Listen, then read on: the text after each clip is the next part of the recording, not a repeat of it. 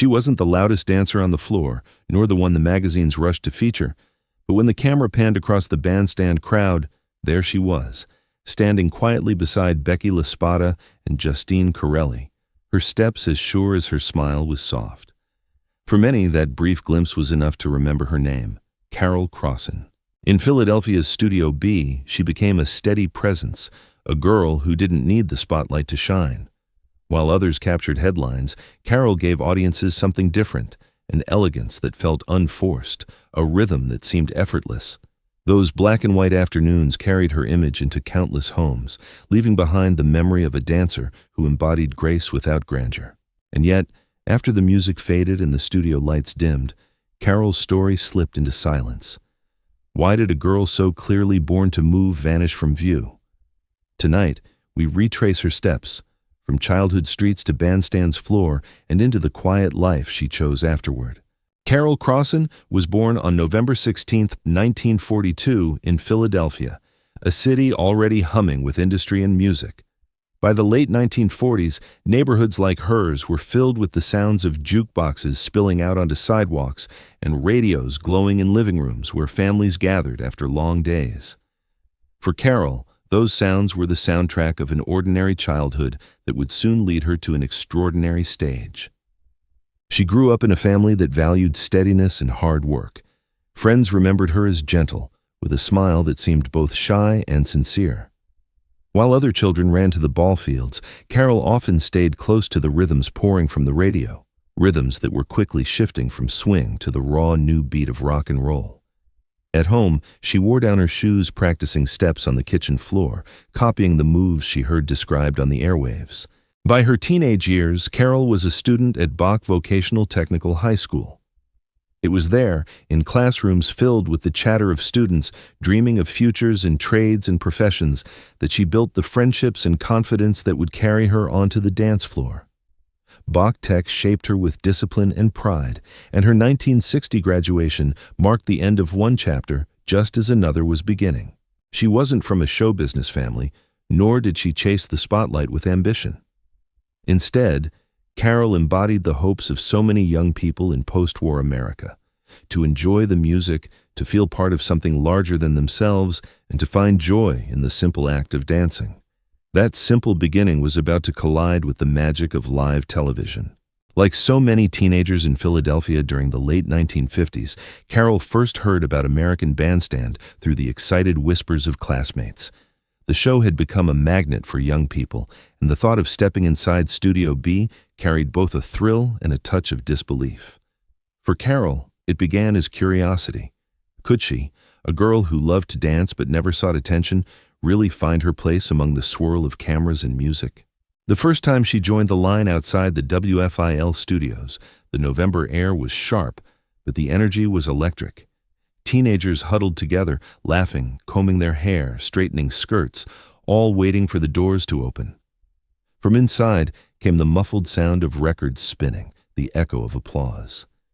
Carol stood quietly in the crowd, her blonde hair catching the light, her eyes set on the doorway that led to a new world. When she stepped inside, the studio seemed larger than life. Bright lights flooding the dance floor, cameras wheeling back and forth, Dick Clark's voice commanding the room with effortless charm. The music swelled, and Carol moved into place, the beat guiding her into her very first steps on national television. That moment, small and fleeting, would leave its mark. She was no headliner, no instant celebrity, but Carol's calm assurance and natural rhythm gave her presence weight. It was no accident that on the very first day Billy Cook appeared on Bandstand, she was one of the dancers chosen to partner with him.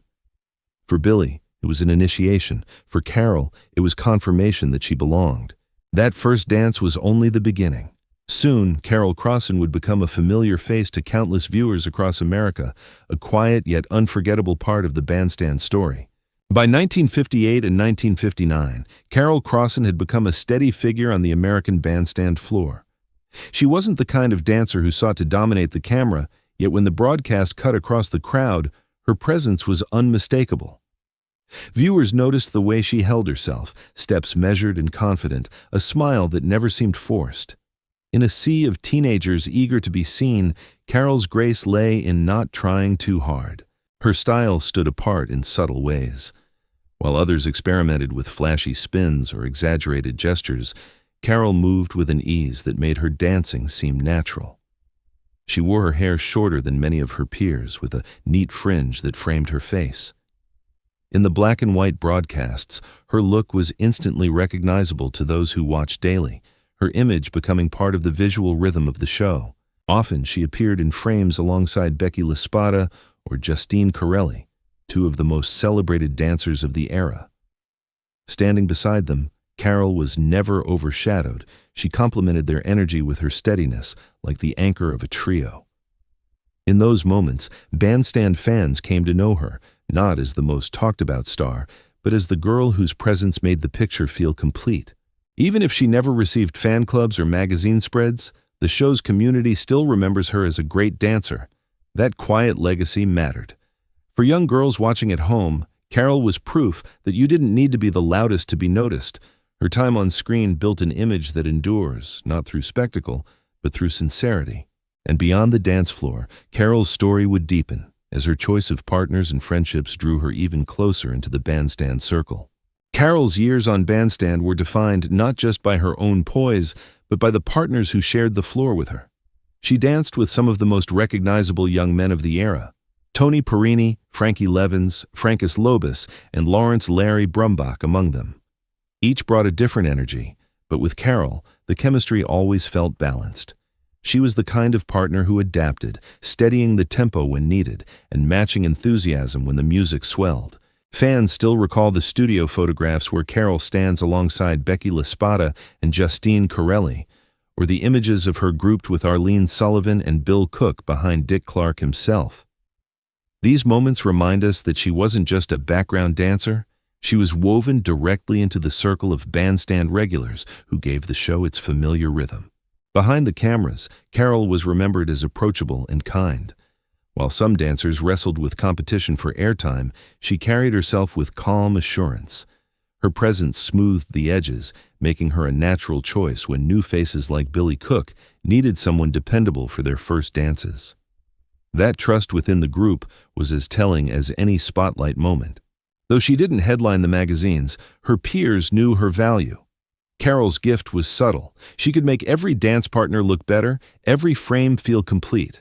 It is why, decades later, her name still sparks recognition in bandstand communities online. For Carol, those friendships and shared dances defined her peak years.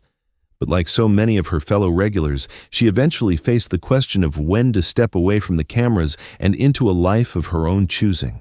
By 1960, Carol Crossin had reached a natural crossroads. She was completing her studies at Bach Vocational Technical High School, preparing for the kind of adult responsibilities that went beyond the dance floor. While many of her fellow regulars dreamed of extending their time on bandstand, Carol seemed ready to take a different path. The schedule of appearances, the long afternoons in the studio, and the constant expectation to look polished were beginning to compete with her schoolwork and her future. Graduating from Bach Tech in 1960 marked more than an academic milestone. It was also the quiet signal of her farewell. Rather than chasing the uncertain world of television, she enrolled in beauty school, a decision both practical and creative. For a girl who had spent years embodying style and grace on screen, learning to help others feel beautiful must have seemed like a natural continuation. Her departure from bandstand was not dramatic. There was no public announcement or magazine article to mark the moment. Instead, she simply faded from the screen, one of many dancers who stepped away once life demanded a new direction. Fans at home might have wondered why she no longer appeared beside Becky or Justine, but for Carol, the choice was deliberate. It was a shift from the applause of millions to the quiet satisfaction of a profession.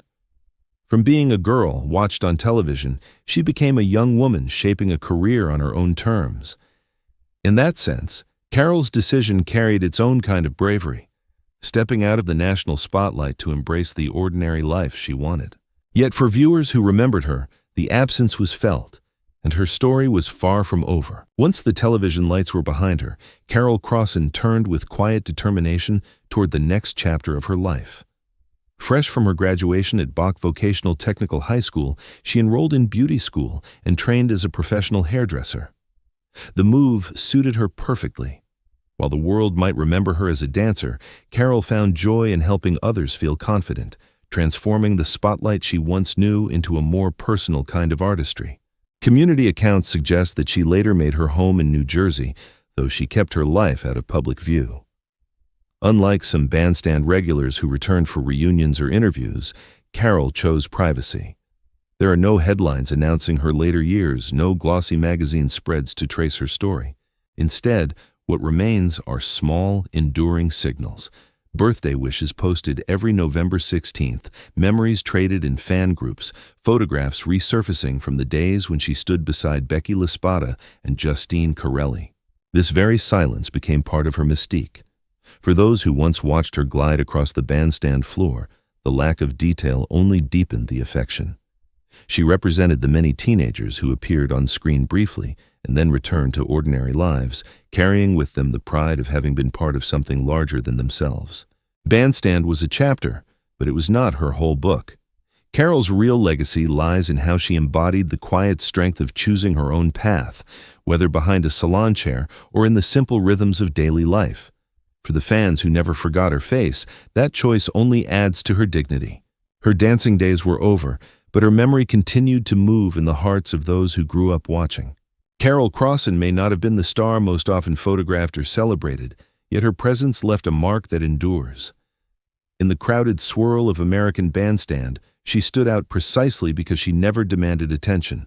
Her dancing was steady, her smile was natural, and her rhythm carried an elegance that viewers still remember. She reminds us that the story of Bandstand was never just about its most famous names, but about the hundreds of teenagers who made the show a living mosaic of American youth.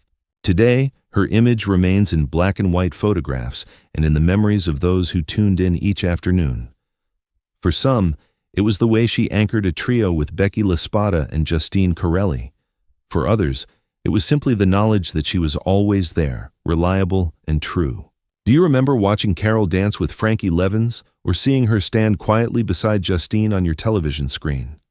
Share your memory with us, and if these stories touch your heart, subscribe to American Bandstand Memories so you never miss the next journey back to that golden era.